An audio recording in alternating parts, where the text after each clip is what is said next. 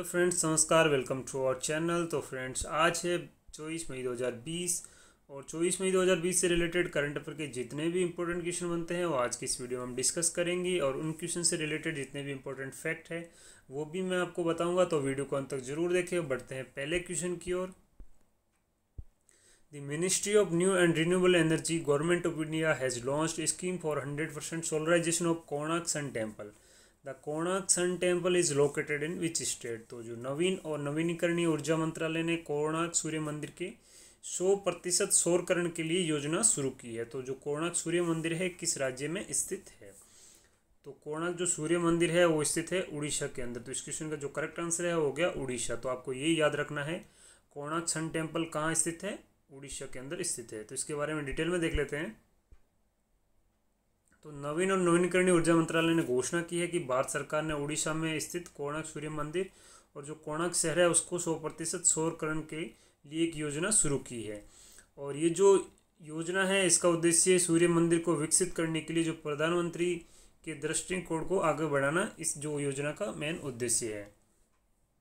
और इससे जो कोणार्क शहर है और जो सूर्य नगरी है और कोणार्क जो मंदिर है तो वहाँ सौर ऊर्जा के साथ कोणार्क शहर की सभी ऊर्जा आवश्यकताओं को पूरा करने के लिए उड़ीसा अक्षय ऊर्जा विकास एजेंसी इस योजना को लागू करेगी। तो बढ़ते हैं अगले क्वेश्चन की ओर। How many defence items was approved for procurement from local suppliers to boost in make in India by defence ministry recently. तो हाल ही में रक्षा मंत्रालय द्वारा मेक इन इंडिया को बढ़ावा देने के लिए स्थानीय आपूर्तिकर्ताओं से खरीद के लिए कितनी रक्षा वस्तुओं को मंजूरी दी गई थी? तो ये जो मंजूरी दी गई थी ये दी गई थी 26 आइटम्स को, यानी कि इस क्वेश्चन का जो करेक्ट आंसर है वो हो गया 26 वस्तुएं। तो इसके बारे में डिटेल में देख लेते हैं। तो रक्षा उत्पादन विभाग यानी कि डीडीपी, तो रक्षा मंत्रालय ने मेक इंडिया को बढ़ावा देने के लिए मेक इन इंडिया तो उसके लिए स्थानीय जो सप्लायर से आपूर्ति करता है तो उनसे खरीदारी को प्रमोट करने के लिए प्रोत्साहित करने के लिए 127 में से जो 26 रक्षा वस्तु है उनको मंजूरी दे दी है। और ये जो the public procurement make in India जो ऑर्डर था 2017 का, उसी का जो अधिसूचित खंड है 3A, तो उसी के तहत इसको अधिसूचित किया गया है 26 वस्तुओं को। तो बढ़ते हैं अगले क्वेश्चन की ओर। Ministry of environment, forest and climate change give environmental clearance to oil India limited for drilling and testing of hydrocarbons at Dibru Saikhowa national park. The Dibru Saikhowa NP is located in which state. तो पर्यावरण, one और जलवायु परिवर्तन मंत्रालय ने तेल India limited को Dibru Saikhowa national park में हाइड्रोकार्बन के ड्रिलिंग और परीक्षण के लिए पर्यावरणीय मंजूरी दी है। तो जो डिब्रू साइखोवा नेशनल पार्क है वो किस राज्य में स्थित है? तो ये स्थित है असम के अंदर। तो इस क्वेश्चन का जो करेक्ट आंसर है वो हो गया असम। तो इसके बारे में डिटेल में देख लेते हैं।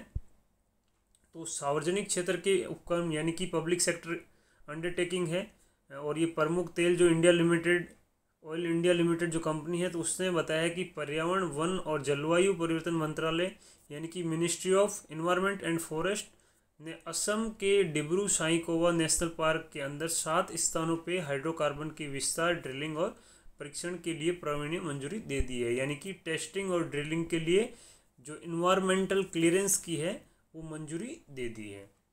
तो फ्रेंड्स, इसी तरह डेली मॉर्निंग में 6 o'clock करंट अफेयर की वीडियो आप पाना चाहते हो तो आप चैनल को सब्सक्राइब करें और उसके पास बने बेल आइकन को प्रेस करें।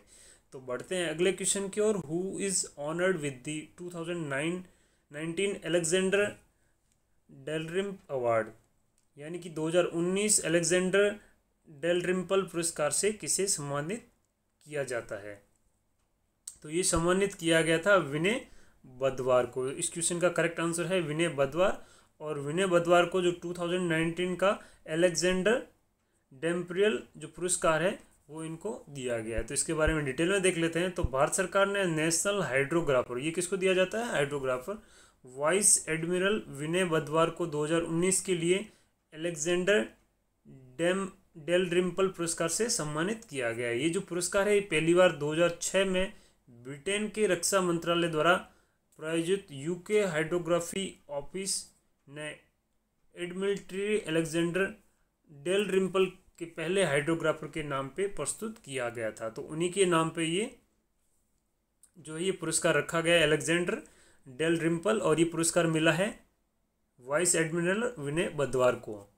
तो बढ़ते हैं अगले क्वेश्चन की ओर। In which Indian state the women rural livelihood mission has started Didi vehicle service for rural women for the safe delivery and other emergency services. तो किस भारतीय राज्य ने ग्रामीण आजीविका मिशन ने सुरक्षित प्रसव और अन्य आपातकालीन सेवाओं के लिए ग्रामीण महिलाओं के लिए दीदी वाहन सेवा शुरू की है? तो ये जो शुरू की है ये की है मध्य प्रदेश सरकार ने। इसके अलावा मध्य प्रदेश सरकार ने FIR आपके द्वार स्कीम भी अभी पायलट बेसिस पे चलाई है, जिसमें FIR के लिए आपको किसी भी नज़दीकी पुलिस स्टेशन जाना नहीं होगा, आपको विजिट नहीं करना होगा, आपको सिर्फ 100 डायल करना होगा और उस पर एक ट्रेंड कांस्टेबल रहेगा जो आपका फ़ोन पिक करेगा। तो उसमें आपकी FIR वहीं से दर्ज आप फ़ोन से करवा सकते हो। तो इस क्वेश्चन का जो करेक्ट आंसर है वो मध्य प्रदेश है। तो उन्होंने दीदी वाहन सेवा शुरू की है। तो इसके बारे में डिटेल में देख लेते हैं। तो मध्य प्रदेश के आदिवासी बहुल झाबुआ जिले में महिला ग्रामीण आजीविका मिशन ने सुरक्षित प्रसव और अन्य आपातकालीन सेवाओं के लिए ग्रामीण महिलाओं के लिए दीदी वाहन सेवा शुरू की है। और ये जो वाहन सेवा है ये पूरी तरह से मुफ्त है, यानी कि इसकी कोई भी पैसे नहीं लिए जाएंगे, ये फ्री ऑफ कॉस्ट है। तो बढ़ते हैं अगले क्वेश्चन की ओर। With which country India has signed the second addendum to the protocol of island inland water transit and trade adds 5 ports of call and 2 routes recently. तो किस देश के साथ भारत ने हाल ही में अंतर्देशीय जल पारगमन और व्यापार पे प्रोटोकॉल के लिए द्वितीय परिशिष्ट पे हस्ताक्षर किए हैं, जिसमें कि कॉल के 5 पोर्ट और 2 रूट जोड़ा है। तो ये जो हस्ताक्षर किए हैं ये किए हैं बांग्लादेश के साथ में। तो इस क्वेश्चन का जो करेक्ट आंसर है वो है बांग्लादेश। तो इसके बारे में डिटेल में देख लेते हैं। तो भारत और बांग्लादेश ने ढाका में, तो बांग्लादेश की जो कैपिटल है, राजधानी है, वो है ढाका, और अंतर्देशीय जल पारगमन और व्यापार पे प्रोटोकॉल के लिए द्वितीय परिशिष्ट पे हस्ताक्षर किए हैं। और ये जो संधि है इसके तहत पहले 6 पोर्ट थे, जिसमें अभी 5 पोर्ट और ऐड कर दिए गए, तो कुल 11 यानी कि 11 पोर्ट हो गए हैं। और इसके अलावा 2 पोर्ट दोनों देशों में रहेंगे, 1-2 और 2 नए Indo Bangladesh protocol IBP route जो कि 8 से 10 तक है। और नए स्थानों को भी मौजूदा मार्गों में 2 देशों के बीच व्यापार की सुविधा के लिए जोड़ा गया है। तो इससे व्यापार में बढ़ोतरी होगी।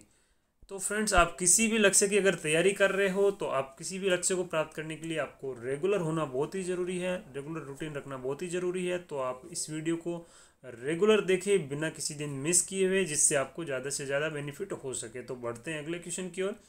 Indian council of medical research यानी कि ICMR is to conduct how many month trial on the bacillus Calmette Guerin vaccine. तो BCG की जो वैक्सीन है उस पर भारतीय चिकित्सा अनुसंधान परिषद कितने महीने का परीक्षण संचालन करेगी? तो इस पर जो ट्रायल है ये करेगी 10 मंथ का ट्रायल करेगी बेसिलस कैलमेट ग्यूरिन जो BCG है उसकी वैक्सीन पे। तो इसके बारे में डिटेल में देख लेते हैं।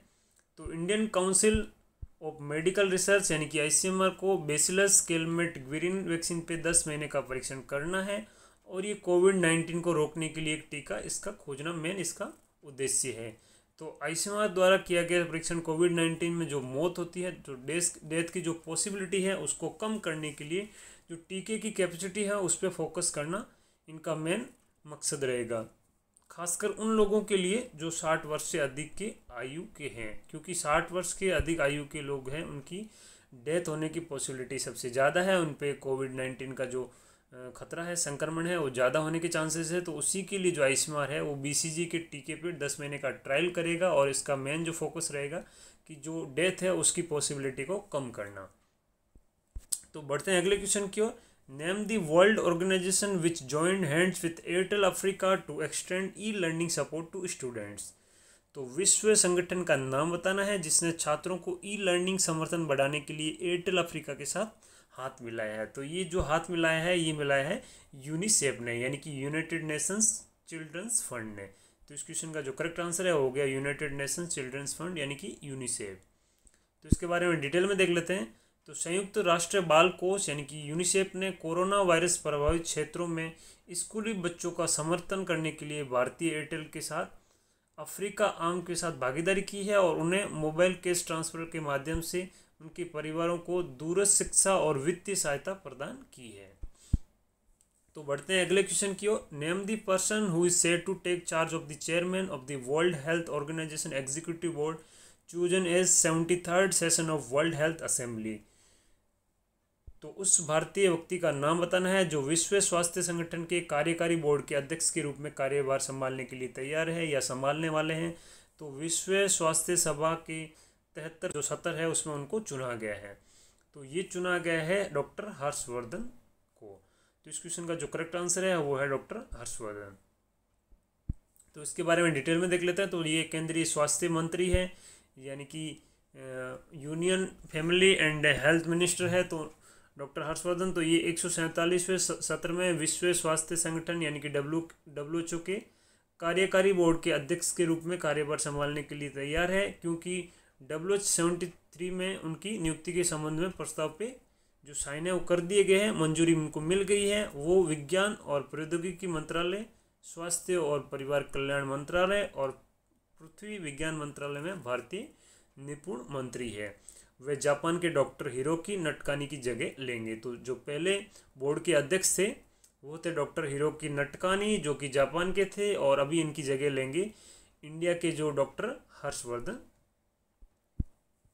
तो बढ़ते हैं अगले क्वेश्चन की ओर। As per federation of Indian export organisation what is the expected fall in exports in India in the current fiscal year.